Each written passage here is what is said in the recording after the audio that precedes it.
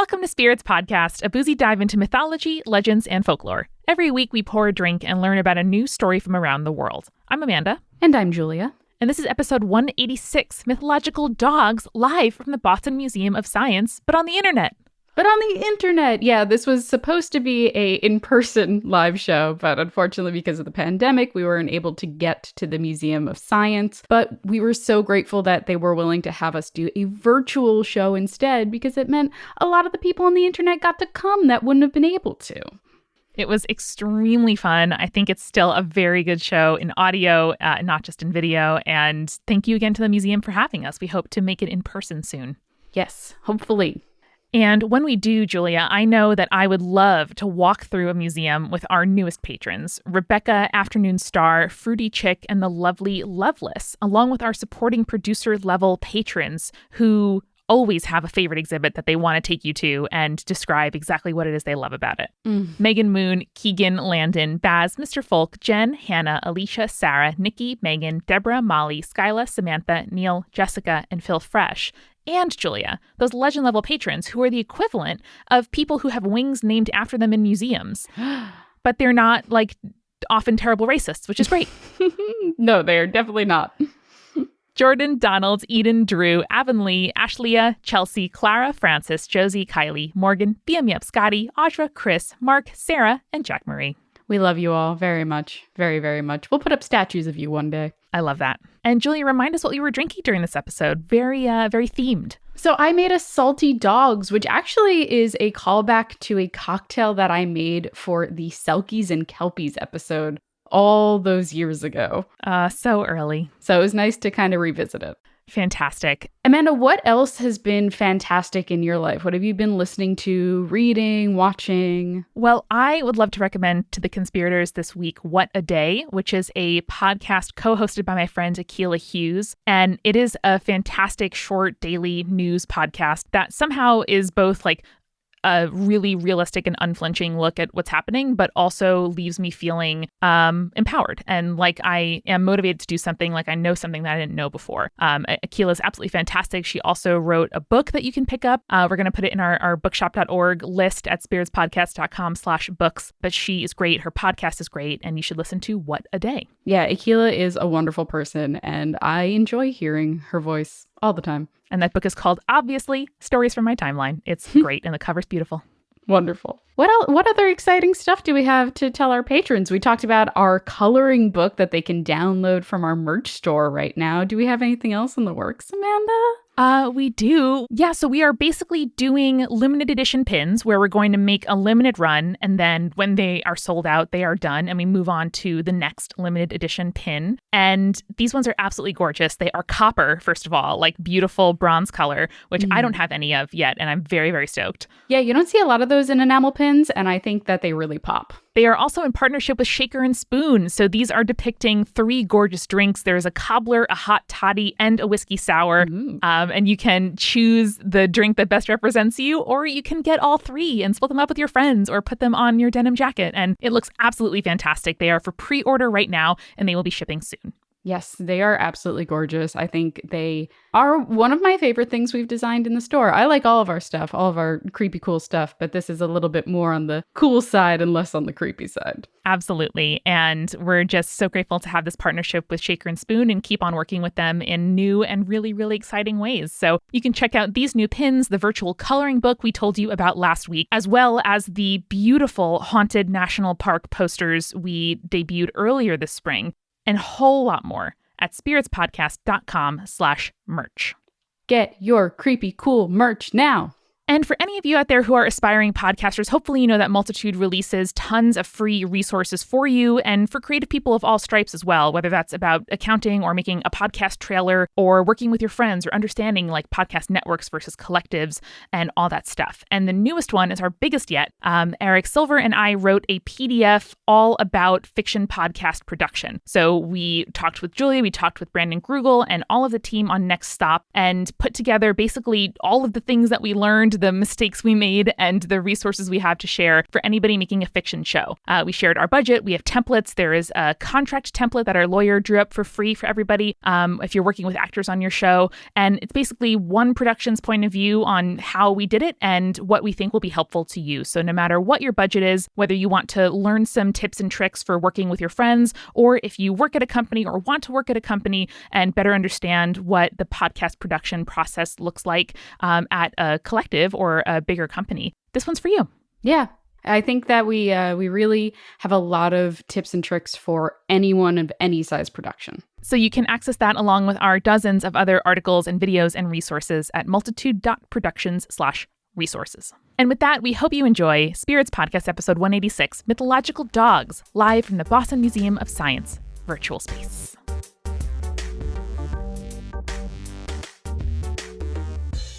We're going to be talking about Who's a Good Boy, a tour of mythological dogs from Spirits. Very good. This is a very good encapsulation of what Spirits is for anyone who doesn't know. Thank you. So first off, pups. There's a lot of them. Mythological dogs come in many shapes and forms. Some of them resemble the dogs that we know and love. Others have human forms. Some of them are even human canine hybrids, which I know, Amanda, you love so much. It's a running gag. Don't love biggest fan. Don't love it. Don't love that like Rubik's Cube of different animal parts. We got a griffin, lion, snake, lizard, dragon hybrid. I'm scared of it. But each of these dogs represents something that we love about our four-legged friends, and what about them piques our interest. So it also reminds us why dogs have been humanity's companions for a millennium. So as we go through this tour of mythological dogs, I would love if we could play a little mini game, if you guys will indulge me. Does that sound cool? Okay. Sure. I did not know we'd be playing a game, but I'm ready. I have my salty dog here with me with blood orange juice, and I hope everybody at home who can or wants to has a drink as well. I went with my salty dog, but we didn't have grapefruit juice, so I went with lime juice instead, which is basically just, a gin and tonic, but that's okay. There's a salt room. That's fine. So for our mini game, don't get too competitive. It's not going to be a super stressful one. But for each dog, I'm going to be providing a couple of pictures, or not pictures, Eric, not always pictures, but some of them are images. And I would love illustrations. And I would love if you guys can imagine that you're in your local dog park, and this pup has bounded up to you after playing with the rest of the dogs. And I want to picture you guys hearing the name from the owner calling out to that dog to be like, hey, leave them alone. And just tell me from your heart of hearts, what is that pup's name? Do you think you can do that? All right, great. Yeah. Okay. All right, awesome. So we're going to get started with our first pup. And this, my friends, is Sadama, or Dev Shuni. And this is from Hinduism's cosmology. Their name means fleet one or the runner. Now, what would you guys name said pup? Marshmallow. Okay. Going with Marshmallow. I'm going with Jack. Okay, I'm into it. Very Don't know why. I've always gone with human names. That doesn't make a lot of sense. It being Indian, but I'm going with Jack. It makes sense that you do have two dogs named Herbert and Henry, grandfather's names. They are. Yes. They're old man names, and I love them so much. One of them was in the room before we got started, and he decided to leave. Poor Henry. We love him, though. So, Surema means fleet one or the runner. That name kind of indicates that she was at times a messenger for the gods, similar to Hermes in Greek mythology. Her official title is Dev Shuni, or God of the Dogs. Her most well-known story is when a group of robbers stole the god of the heavens and storms, Indra's cattle herd.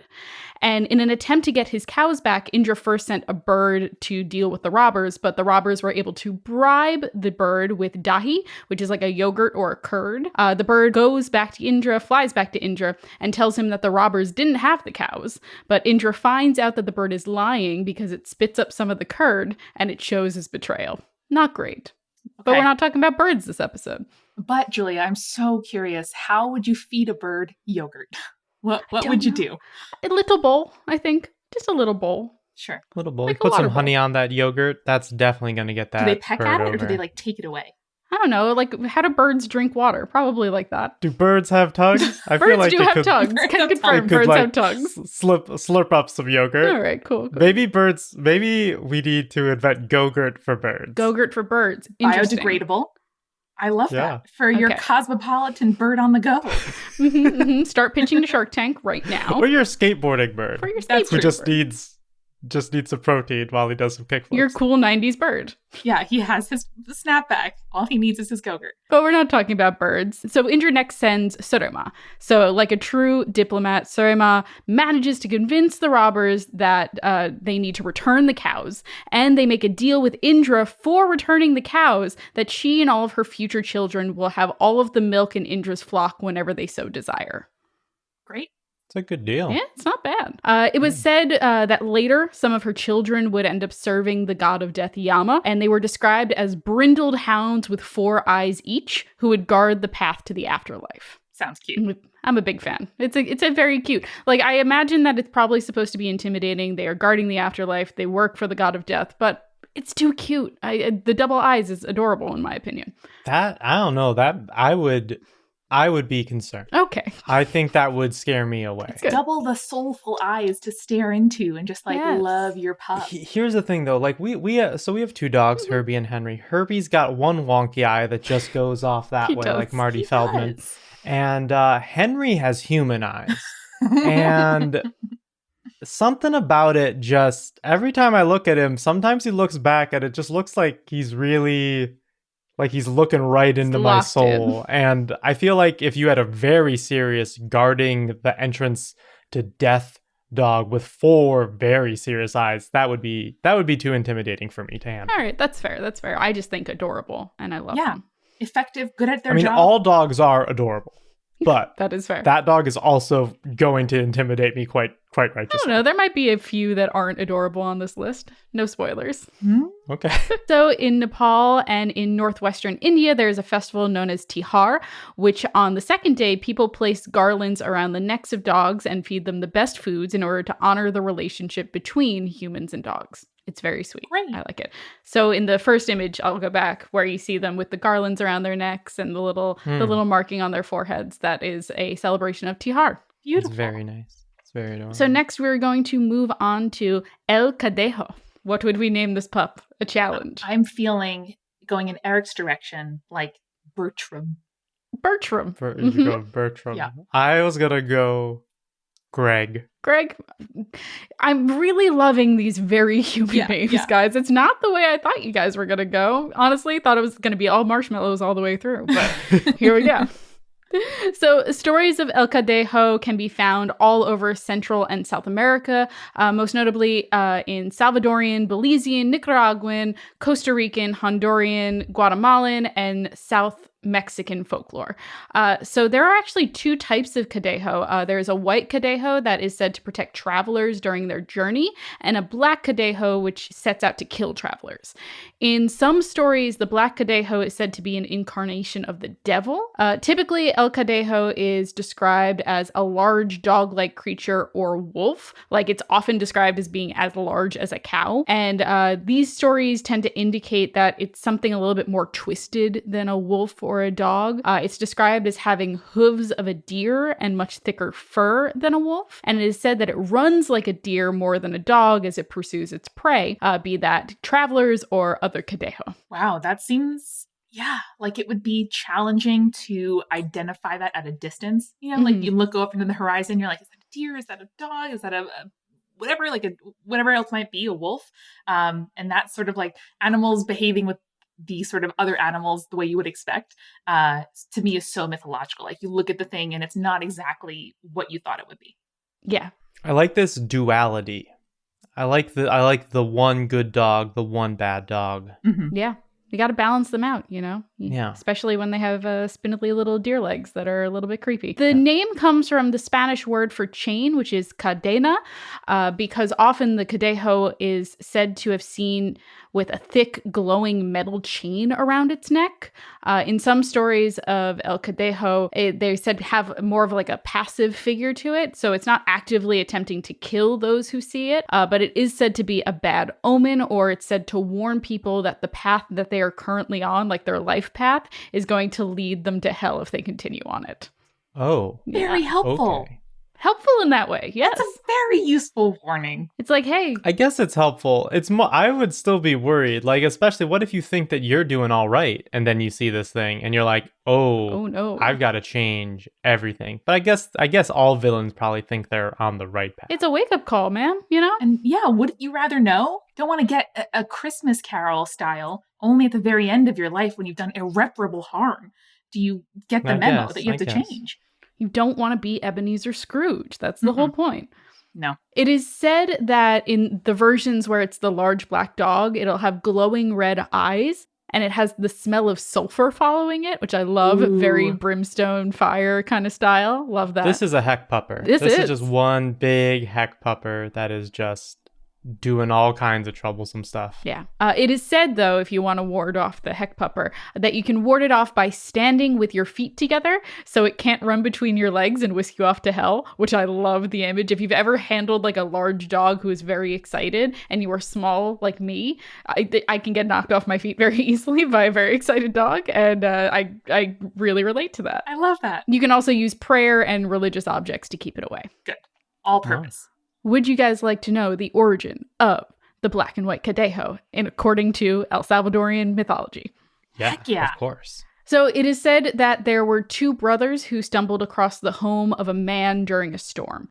The man asked the boys to help him put some logs on the fire, but the boys just didn't do a good job, and instead they just ate all of the man's food. So as soon as this started, I was like, these boys are either going to rob, murder, or fuck up this guy's night somehow.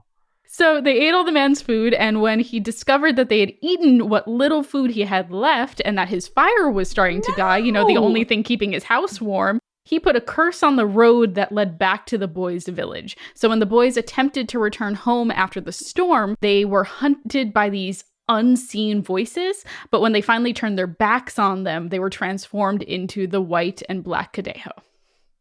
Fascinating. So the idea being like one of them saw the error of their ways and the other one is either trying to tempt you down the path or is like, I messed up in life and let me help you not. Yeah, there you go. It really depends on which story you're hearing too, which I really like. Oh. All right, gang, we're going to move on to our next pupper, who is one we're very familiar with here on the show, and it's Cerberus. Cerberus! Look at him. He's so he's so intimidating. I love him. So it would not be a tour of mythological dogs without Cerberus. He is the three-headed guardian of Hades in Greek mythology. He is, I'm sorry, I forgot to get your names for Cerberus. Oh, what we would call him? Yes, what would you call him? He's at the dog park. Probably just Cerb. Cerb. Like we've got Herbert at home, Herbie and we just Serby. shortened that to Herb. And I feel like with Cerberus, that's such like a well-known name. I don't want to change Cerberus. I feel you. I feel that.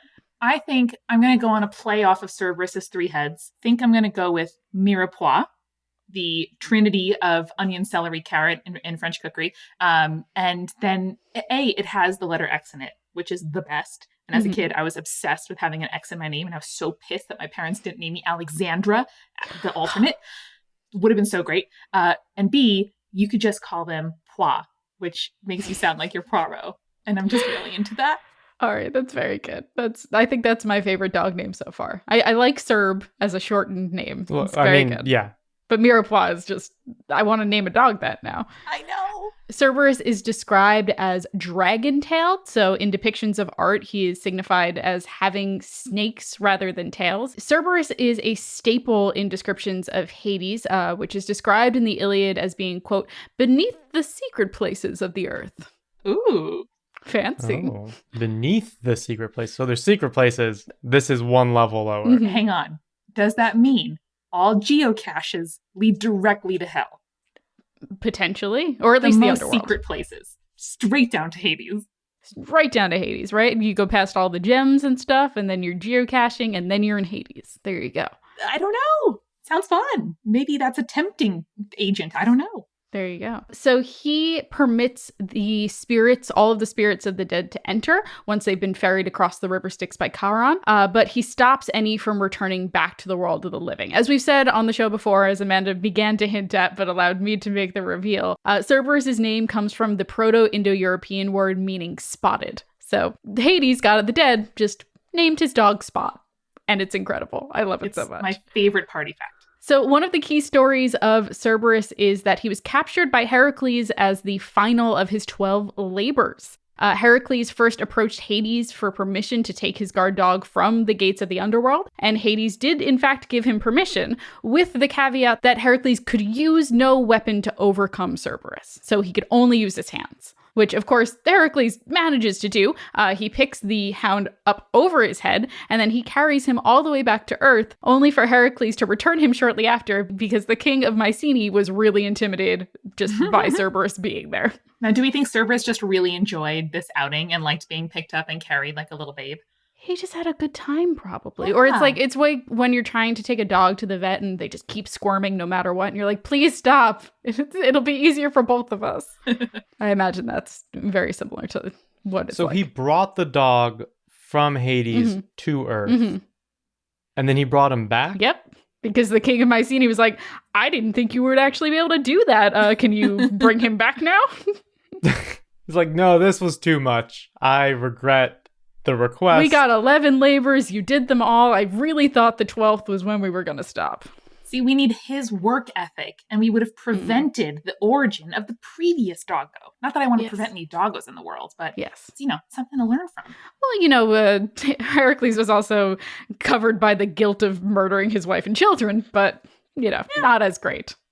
So, fun fact, in my copy of Edith Hamilton's Mythology, in the index, one of the sections on Cerberus is labeled as, quote, mollified by cake. So I had to know what that was about. So let's talk about it real quick. So in this story, it is the tale of Psyche, who has been tasked with supposedly impossible tasks by Aphrodite in order to get the goddess to help her win back the trust of her husband and Aphrodite's son, Eros. So Psyche is sent to Hades to get a beauty charm from Persephone, the queen of the underworld and Hades' wife. And though she is super intimidated by the fearsome visage of the three-headed dog Cerberus, she finds that she is able to calm him down with a little piece of cake and passes unharmed. Incredible. If no one's ever read the index of a book, I just really encourage it. It's very entertaining. It is. Fun fact, Aeneas would also use the same trick to sneak into the underworld to see his lover, the Queen Dido, later on in Greek mythology. There you go. Yeah. I'm also easily mollified by cake. Yes, everyone, easily mollified by cake. Give me those sweets. Woohoo! Julia, we are sponsored this week by BetterHelp. And if there's something interfering with your happiness or preventing you from achieving your goals, counseling and therapy can be a really great way to talk through those things and work on them and make some progress and improve your life. I have a therapist through BetterHelp, and they also have an LGBTQ arm called Pride Counseling. And it is absolutely fantastic to be able to get therapy from the comfort of my own home, to text or email my therapist, in addition to doing video and phone calls. And I've just had a really great experience. And my favorite thing about BetterHelp, I think, is that they really are committed to facilitating a great therapeutic match between you and your counselor. So if you ever need to switch counselors, it is easy and free, which is not true of traditional offline counseling. Mm-hmm. So with BetterHelp, this isn't a crisis line or self-help. It's professional counseling done securely online, and you can start communicating with a therapist in under 48 hours. Again, not a thing you can normally do. They have a broad range of expertise available, which might not be locally available to you as well. So you can kind of fill in a survey about what you're looking for support on and if there are any specific needs that you're wanting your therapist to have some experience with. They're also more affordable than traditional offline counseling and have financial aid available. So BetterHelp, because they want you to start living a happier life today, is offering 10% off your first month of counseling to our listeners at betterhelp.com/spirits. Join the over 1 million people taking charge of their mental health at betterhelp.com/spirits. Actually, in fact, Amanda, so many people have been using BetterHelp that they are recruiting additional counselors in all 50 states. That's how helpful BetterHelp is. So again, that is 10% off your first month at betterhelp.com/spirits. That's betterhelp.com/spirits. Amanda, I can't say that I miss going to stores to buy clothes and putting on clothes in a kind of dingy try-on room. Is that the word for it? I don't care. Fitting room. They don't fit you though. You just put on the clothes and you're like, oh no, this is bad. And then you stop. Yeah, and the lighting is terrible, and I always feel like I look awful, and I would just rather be doing it in the comfort of my own home, and that is where Stitch Fix comes in. So Stitch Fix is a personal styling company that brings you the world of fashion and style. It's completely different and a fun way to find clothes that you love. It's all about you every single time you order the box. So all you have to do is you have to go to stitchfix.com/spirits to set up your profile, and they'll start delivering great looks personalized just for you in the colors, styles, and budget that you're looking for. You pay a $20 styling fee for each fix, which is credited towards anything that you keep. So you keep that cool button-up shirt that they sent you with the cool pattern, or you keep that palm tree skirt that they sent me in my last box. I loved it. You can schedule it at any time too, so there's no subscription required. Plus shipping, returns, and exchanges are always easy and free. So Stitch Fix does the hard work for you. They make great styling effortless for everybody, including men, women, kids, whatever floats your boat, whatever style you are on. So to get started today, again, you go to stitchfix.com/spirits and you'll get 25% off when you keep everything in your fix. Again, that is stitchfix.com/spirits for 25% off when you keep everything in your fix. Stitchfix.com/spirits. We could do it together, Amanda. Stitchfix.com/spirits. Love it. And finally, Julia, we shouted them out in the intro because they have designed these fantastic pins with us. But Shaker and Spoon is your go-to source to learn how to make craft cocktails in your house. They are a subscription craft cocktail box where they send you custom recipes designed by world-class mixologists, and they are all designed to use up exactly one bottle of a given spirit. So if that month is sake or Canadian rye or a certain kind of apple brandy, then you get to buy that bottle and learn about that spirit and use up the entire thing, not just try it, be like, I'm not sure what to do with this, and then leave it collecting dust in your bar. Like I said, Amanda, I have missed going to bars so much, mostly because I just miss someone else making really fancy cocktails for me. But with Shaker and Spoon, I can just make them at home now. It's so nice. And you really do learn stuff that you bring forward in your life. And it's not just about making those 12 cocktails, which are, 4 drinks of 3 different recipes per box, but it's skills and learning how to up your game going forward. And they're just great people. They have great recipes. I always learn something. I always am like, oh, let me look up this, like nut milk creamer producer or this, bitter chocolate that I grated over the top of my drink. It's just absolutely fantastic. It's a great gift. It's a great thing to get for you and your house or your family. It's just a wonderful way to learn more and have some fun at home. So if you go to shakerandspoon.com/creepy, you can get $20 off your first box. Ooh. That's shakerandspoon.com/creepy and get $20 off your first box, which you can skip or cancel at any time. Trust me, you're going to love it. Thanks, Shaker and Spoon. We love you. And now let's get back to the show. All right, we're going to move on to our next pup, Panhu. Oh, What would you name this pup? that's a good boy. What a perfect friend. Oh, Is that your name, perfect friend? no. I have to think on this one. Eric, what do you think? I like Doug. Okay. Where are Great. you getting these from? Are these like your like 4th grade soccer team? Nope. I'm just I see this, I go, Doug. That's what I would if I was gonna adopt this dog. Doug. This explains so much about your dogs. They've all had old man names. It's true. I think I'm gonna go with sweet potato pie, which would Excellent. give you many options for nicknames: sweet, sweetie, sweetum, sweet cakes, potato, Toto, pie, sweet potato pie. You just iterate endlessly.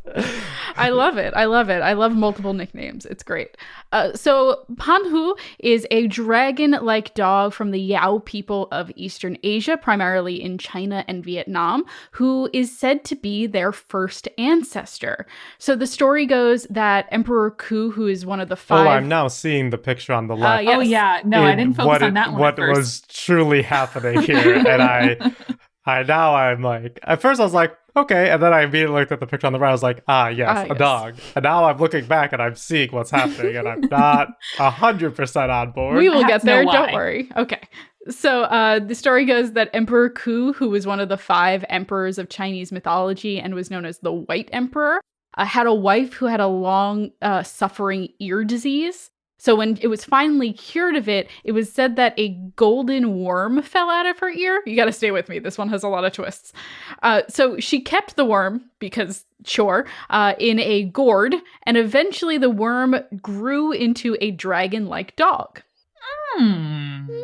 Okay. You were right. A lot of twists. The dog, which they named Panhu, was both adorable and smart as a whip, and the emperor and his wife loved that dog with all of their hearts. It's like when you adopt don't shop, and you get a just lovable dog you weren't expecting, and now they're incredible, and no one could ever take them away from you. So Panhu loved them as well, just as much as they loved him. And when a rebellion attempt happened and a foreign leader escaped after an escaped coup, Emperor Ku called for the leader's head.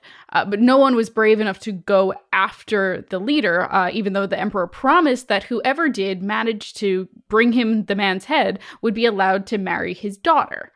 Except for Panhu. Panhu sets off on his own. He waits for the foreign leader to drink too much. And when he's hungover and unable to defend himself, Panhu bites off his head and sends it to the emperor. Oh my. This story is like a roundabout. Every time I'm like, okay, I see where it's going. Somewhere else. Yeah, no, it's a lot of twists and turns.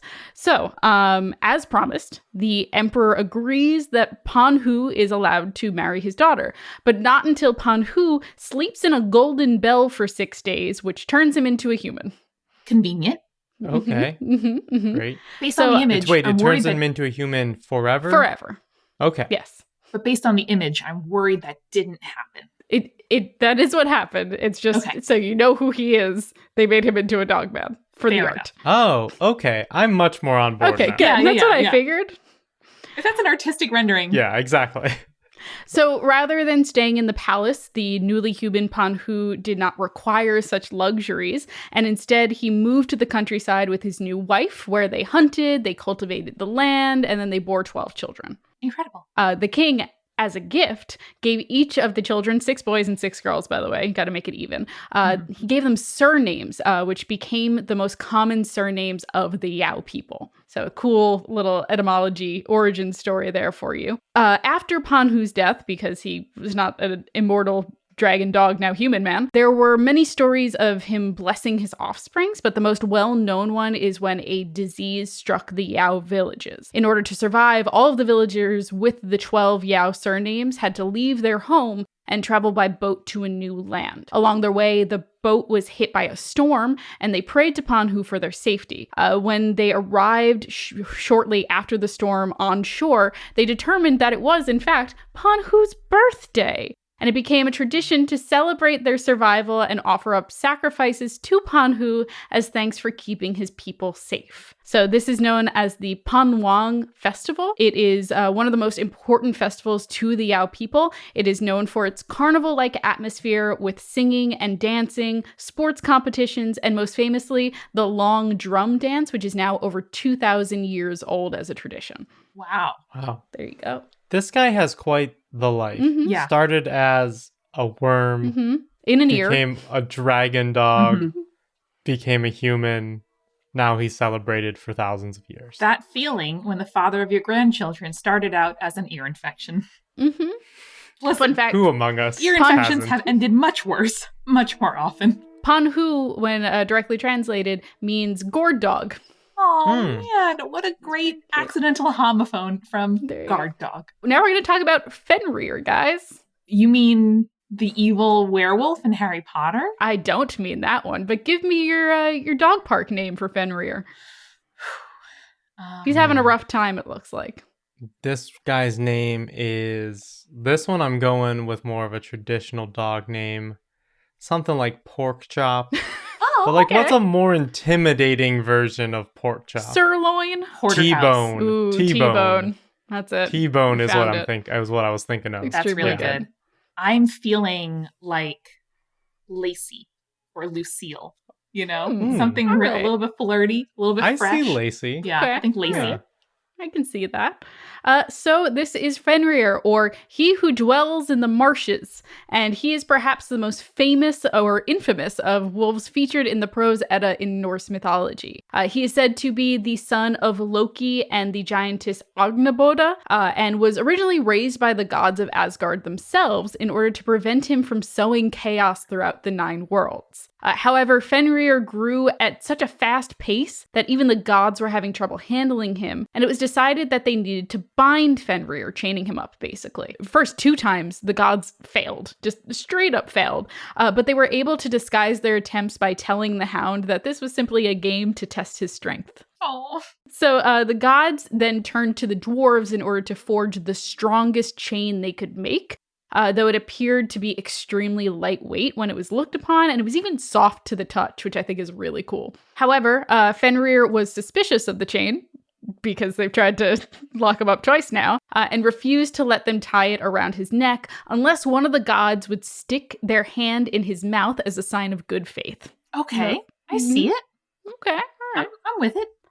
That's a lot of faith. Yeah. Because that dog looked quite mean. Yeah. And a hand in a dog mouth. That could go a lot of ways. Yeah, but if her name was Lacey, you'd be like, oh, sweet girl.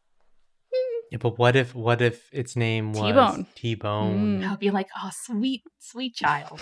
Come here. So the god Tyr is the only one brave enough to do so, knowing that Fenrir is absolutely going to bite it off once he realizes he can't free himself from the chain, which is precisely what happens. The gods were able to bind Fenrir and tied his chain to a boulder, but Fenrir did bite Tyr's hand off, and they placed a sword in his mouth so he could not gnaw at the chain. Oh. Well, not sad, because it is said, Amanda, that when Ragnarok comes, which is the apocalypse basically for Norse mythology, Fenrir will break free of his bonds and will open his wide jaws, swallowing up anything between the ground and the sky that comes across his path, including, in some translations, the sun and the moon. Fantastic. I think Fenrir, Breaker of Chains, is my next D&D barbarian character. Okay, I like it. I'm into it. Mm-hmm. He's also said to be destined to kill Odin, but will in turn be killed by one of Odin's sons, Vidar. That's how it happens. Just gotta be.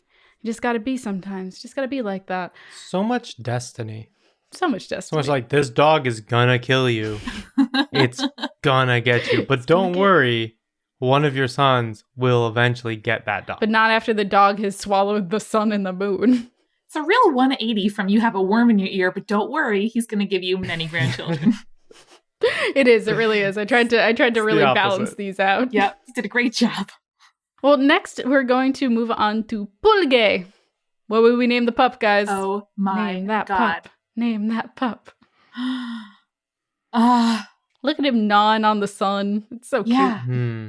This is a playful boy. He's prancing. He's jumping all around. cute. Mm-hmm. Hmm. He's in the sky. Oh man, Eric, what do you think? I'm going with Sam. Samuel. Oh, when you're very mad at Full him, name it's Samuel. Going with Sam. Okay. Maybe Sammy. On a good day. I think I'll do Jack, which sounds regular, but from like Jumpin' Jack Flash. Ah, okay. I like it. Mm. All right. Like a thoroughbred. His full name is like Jumpin' Jack Flash, Breaker It's of a gas, Chains, gas, gas. Fenrir, etc. Yeah. But we call him Jack. Well, his real name is Pulge, and it literally translates to fire dog in Korean, where, as the name suggests, they were dogs made out of fire in Korean mythology. Their most famous story goes that a long, long time ago, there was many heavenly kingdoms, and one such kingdom was known as Kamingnara, or the Dark World. The king of this realm did not like that the darkness surrounded his kingdom. You know, not great. So he ordered that one of the Pulge had to go and steal the sun and the moon so it may light up their kingdom and keep away the perpetual darkness. Sure. Yeah, sure. Wow. So the dog does its duty. It first went after the sun. However, when he tried to carry it in his mouth, it was too hot and he was unable to hold it for too long.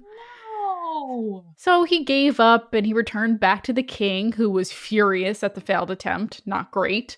This time, he sends the fire dog to go after the moon. But much like the sun, the moon is too cold for his mouth and it freezes his tongue and he's unable to hold it for long enough to retrieve it for the king. No. He got a little bit of a... It's tough. He got a little It's tough. Like brain freeze. learning how to play the right way is always a challenge for a new dog. Yeah. He gnaws at it for a while. He tries to hold it in between his teeth, but eventually, once again, he has to give up and come back to the king, who once again is enraged by the failure. No, he's trying so hard, my son Jack. So the king sends more and more fire dogs, but each one fails. So it is said that the king continues to send fire dogs to retrieve both the sun and the moon to this day, and that when the sky darkens during an eclipse, it is the fire dogs attempting to bite the celestial bodies and bring them back to their masters. That's very good. It really looks like a bite, Mark. It's very cute. Fun fact, there is also a very rare species of dog that is native to South Korea that is named after the Pulgai. It's very similar to a Jindo Spitz breed, but instead of being white or cream, it's a reddish maroon coat, an amber nose, and amber colored eyes, and they are extremely cute. Adorable. Very, very cute. I would name that one Sunbeam. Oh, wonderful. Any My nice. Little Pony name, I think, would apply to this dog very well. Thank you. So next we're going to talk about the Arales. You guys tell me, what would you name this pup? First off, not a dog. Okay. Kind of a dog. Kind of a dog. The one on the right, a little bit more dog. Oh, man. Oh, I don't even know with this one. I think this is like There's full so human. much happening. Yeah, full human Full name. human name? Like Adriadna or something. Okay. I saw this dog and I thought of Ellen Page. I'm not going to lie to you. All right. Fair enough. I mean, I'm thinking more dog name on this Yeah, one. I'm because thinking it almost looks too like human. a rover. Or something along those lines. Okay. Not sure why. All right. Just go with your heart. I'm so confused by the tail already. He's also got wings. Okay, there weren't a lot and of... a human face, most notably. There were not a lot of like period representations of this creature, so I had to make do. But this, The one on the right does look like a logo for a casino. it probably is. So this pup is a dog from Armenian traditions, which they are said to live in the sky or at the peak of Mount Ararat. It was believed that when a brave warrior was struck down in battle, or if someone was like quite literally stabbed in the back, the Aralas would appear and heal their wounds by licking them. I mean, useful, but it would also deter me from stabbing anyone in the back because I do not particularly want to encounter this dog. Oh no, but they are cute little licking buds. Anyway, so one of the stories goes that the king Ara the Beautiful, which is a great king name by the way, A+, he was killed in a battle with the Assyrians, which was only being fought because the Assyrian queen found him so beautiful that she ordered her soldiers to invade Armenia and then bring him back to her so that she could marry him. Oh.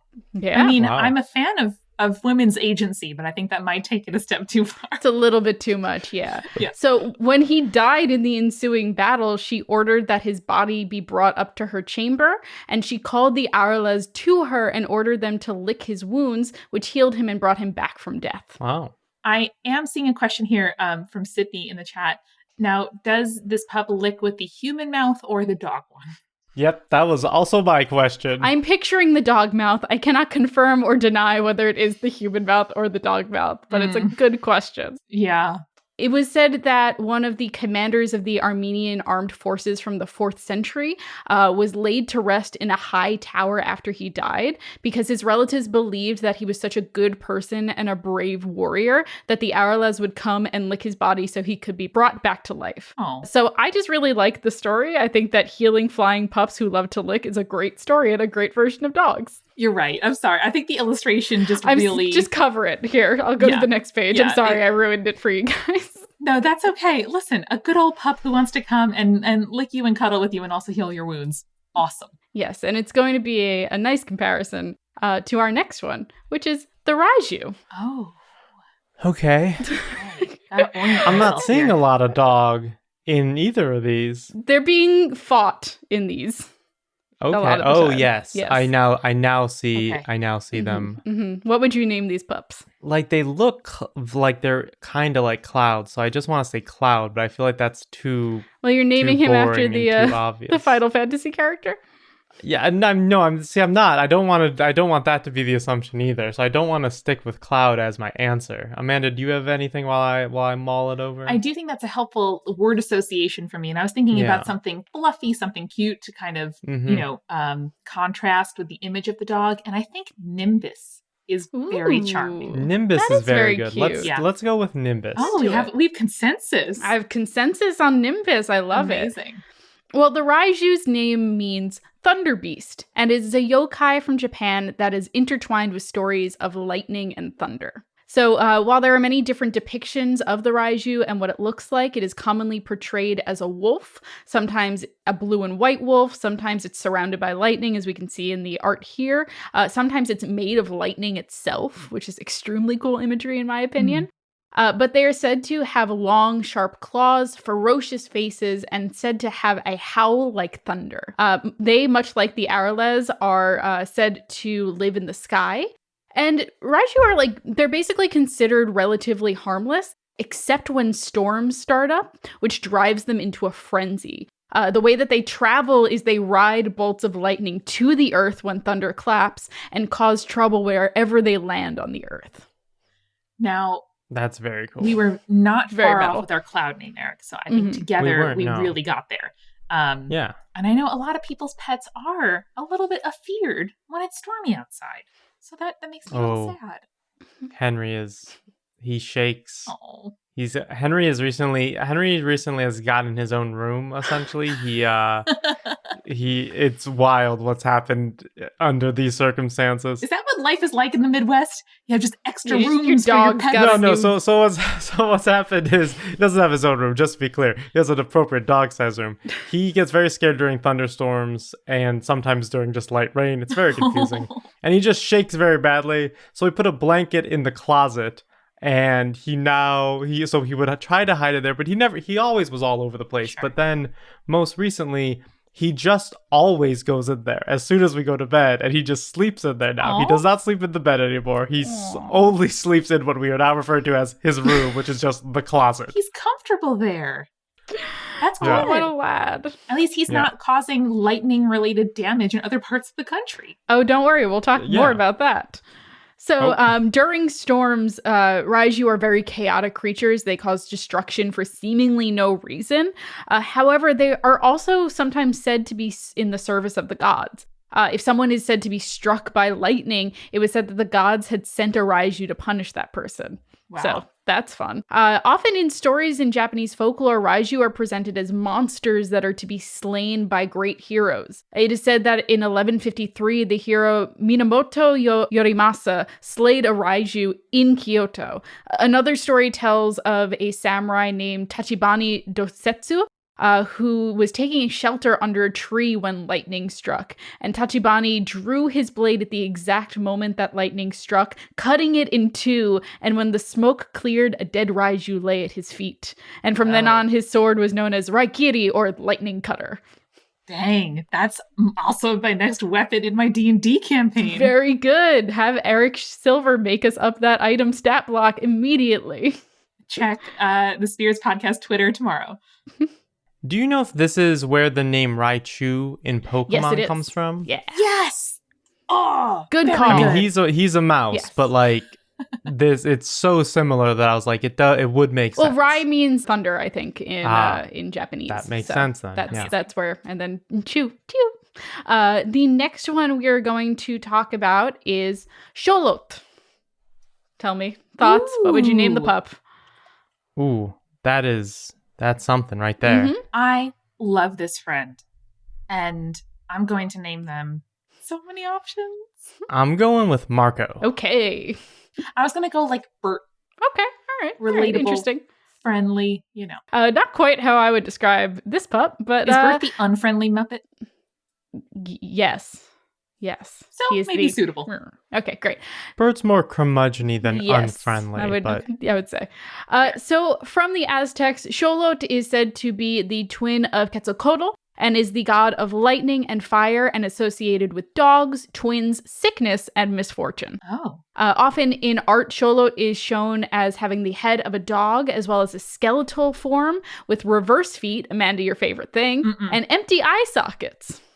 Hate it. I also don't like reverse feet, for the record. So during the Aztec creation story, the gods created the fifth sun, but realized that it would not move across the sky. So the gods decided that they would have to sacrifice themselves in order to have the sun move. But Xolotl did not want to sacrifice himself and instead acted as a trickster, hiding from the gods in the form of first a young maize plant, and then a agave plant, and then a salamander until the gods finally caught him and he joined the rest of the gods in death. In another myth, he and Quetzalcoatl traveled to the underworld to retrieve the bones of the dead, which humans would later be made out of. That's a wily guy. Yeah, he's a wily dude. I figured he was going to become a worm by the end of it. No, not a worm. Salamander, close. Yeah, very close. The twins, Quetzalcoatl and Xolotl, were said to represent the morning and the evening star, with Xolotl as the evening star acting as a guide and guardian of the sun as it traveled through the realm of the dead at night. So as such, Xolotl is often depicted as being a guide for the newly dead to the underworld. Additionally, there's also a breed of hairless dogs named after Xolotl, which are known as the Xolotlitzcuinti, I think, or just Xolo for short. I'm sure those dogs are cute. I'm not sure about their namesake. If you've seen the movie Coco, the Disney movie Coco, the dog that accompanies him into the afterlife, that is a Xolo. Oh.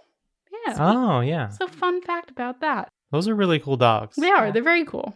We are going to move on to our last pup of the evening, guys. It's been fun, but we are on our last pup, and it is Susith. Okay. Oh, a very good hound. Very jumpy. Got some birds there. The birds are not associated with him. I think he scared the birds. Yeah. Like a good dog park dog should. What are we naming this pup, y'all? I want to go like classical. Artemis, Athena, Hera. Something along those lines. Okay. I don't have a good suggestion, but I like Amanda's as well. They just, it feels like that's the kind of name. Yeah. I think I would go Charlotte. That's mine. Good. English regal. So from the Scottish Highlands, this is quite similar to the Irish Cooshie, which means fairy dog, but absolutely just bigger than your average dog by far. Look at him. Look at him compared to that knight. He's got no chance. That's a big boy. That knight is not going to have a good day. The Susith was said to be as large as a large calf or a young cow, and it was said to have a dark green, shaggy fur. Sometimes it was said that it has such a long, furry tail that it was braided in order to keep it from dragging behind, and it had paws the size of a full-grown man's hand. You can see the kind of braided tail in this picture to the right there. So cute. It's very cute. I love a blending in with the environment. Very cool. Well, he's a fae pup, so he's got to be able to do that. Yeah. Oftentimes in stories, it was mentioned that they had fiery, glowing eyes that could cut through the fog of the moors and the highlands. While there are plenty of stories about large dogs throughout the British Isles, the Susith is inherently tied to the fae because of that beautiful green coloring. Very sweet. Also, I'm sure the last thing you want to see when you're on a misty moor in Scotland, right? Like very early in the morning, is like a pair of eyes coming at you, but what a sweetie. Yeah, so Susith were respected, but they were also feared. They were said to take a soul to the afterlife, similar to the modern idea of the Grim Reaper, and thus were seen as a harbinger of death. Sometimes it was said that it would hunt those destined for death across the moors. Leading up to its attack, it will howl 3 times, but it's said that if you can escape that fate if you find shelter before the 3rd howl, which I love. I love that it's like, he's howled twice, I gotta find somewhere to go. I love that. I like a nice race. Yeah. Gotta get somewhere. I'm hearing similarities to the Banshee as well, which I appreciate from Irish folklore, so that's great. But if you hear the final howl, you will die from sheer terror. You know, classic, honestly. Correlation, causation, we're not sure. Here we are. That's intense. Just like the 3rd one is just too scary. Yeah. You're just like, that's it. I'm done. You're like, you know what? It's over. I accept my fate at that point. You know, I don't even need to see the dog. I just have to hear it howl 3 times. So, gang, that is our tour of mythological dogs. I think that there's a lot of very, very good dogs. Some dogs who, like, maybe we should bring them to some training or something like that, and they need a little bit of help so we can understand them a little bit better. But I love that there are so many dog stories around the world. It just kind of reminds us and helps us remember how important dogs are to our lives and the stories that we tell. Amazing. Julia, thank you for taking us on that tour. It was my pleasure. Thank you guys for joining me. And thank you all, everyone at home who is listening in, for joining us as well. Thank you all so much for joining us. Again, if you didn't know us before tonight, thank you for having a drink and hanging out. Taking a chance on us. Great. And thank you finally so much to the museum for having us. We absolutely would love to perform in the museum. That's a total professional dream of ours. So we look forward to coming back later this year or early next year. Would be super fun. So thank you again for having us. Remember, everybody, stay creepy. Stay cool. Thanks again to our sponsors. At betterhelp.com/spirits, you will get 10% off your first month of counseling. At stitchfix.com/spirits, you'll get 25% off when you keep everything in your box. And at shakerandspoon.com/creepy, you'll get $20 off your first box.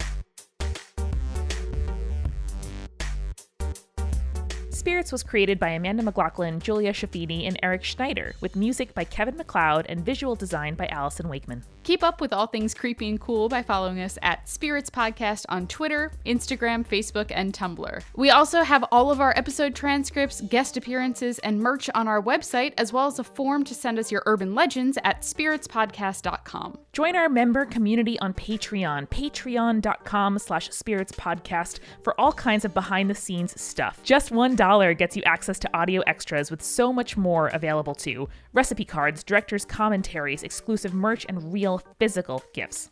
We are a founding member of Multitude, a collective of independent audio professionals. If you like Spirits, you will love the other shows that live on our website at multitude.productions. And above all else, if you liked what you heard today, please share us with your friends. That is the very best way to help us keep on growing. Thank you so much for listening. Till next time.